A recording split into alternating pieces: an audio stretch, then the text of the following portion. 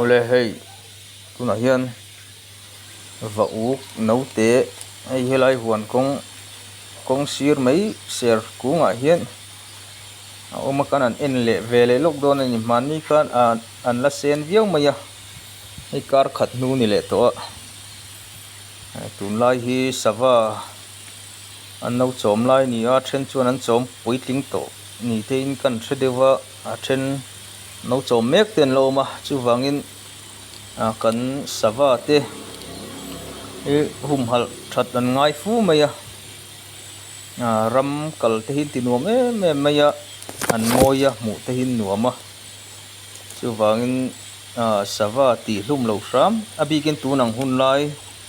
fur an no chom lai hian ti hlum lo ram a thani ei va uk no te le pakhat atui hi agla keu don lo nge ni an lian ve to hle mai mani ngot ai chuan na chuan a hmul te po trau fur to lom hei a pui om lo lai takalo ni hlo ani hian na puin chaw zonga a pui kha kan ti hlum vai chuan a chazong tu ber kha ti hian chiang bangin anau te te chu ril tra min an thi mai do na khoi thak em mani chu wangin tu nang hun la ya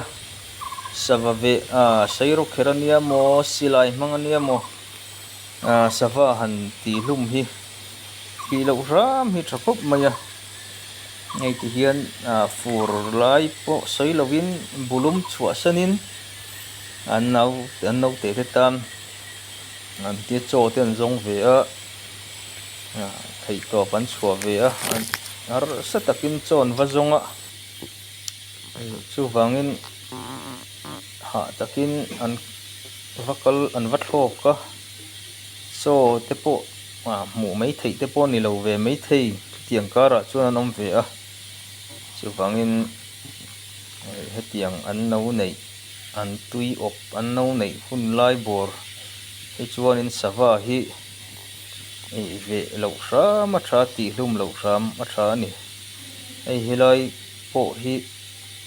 duain akong kam rewa bu nei na hi mu mai har si lowa no pang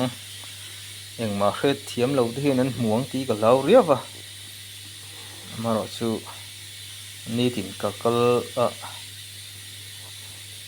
thei dan chuan kan han vil ve zela helai asap bu nei na hi hei puin no te zong puin chaw zong vel mek ni om ani tuna pui om lo wa ti hian hei a hmu nom khop mai